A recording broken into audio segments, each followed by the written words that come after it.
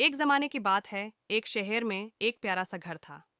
उस घर के सामने एक छोटा सा बगीचा था, जहां रंग बिरंगे फूलों की खुशबू फैली होती थी। घर के अंदर एक प्यारा सा बच्चा रहता था, जिसका नाम अली था। अली की रोशनी भरी आंखें और मासूम मुस्कुराहट सबको प्यारी लगती थी। एक दिन अली अपने घर के बगीचे में घूम रहा था, जब उसे एक छोटा सा दरवाजा दिखा। उसने दरवाजा खोला और अंदर गया। दरवाजे के अंदर एक छोटी सी झील थी, जिसमें एक प्यारी सी चंदनी जैसे मछली तैर रही थी। मछली ने अली को देखा और मुस्कुराकर बोली, क्या आप मेरे साथ दोस्ती करोगे?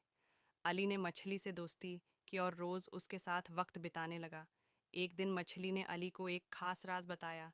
इस झील के नीचे एक राज है जो अनमोल है, लेकिन उस तक पहुंचने के लिए हमें एक मुश्किल रास्ता तय करना होगा। अली ने मछली की मदद से खतरों से लड़ते हुए उस राज को पाया। उसने वहां एक खूबसूरत मोती पाई जो उसके लिए अनमोल थी। अली ने मोती को लेकर अपने घर लौटकर अपने माँ बाप को दिया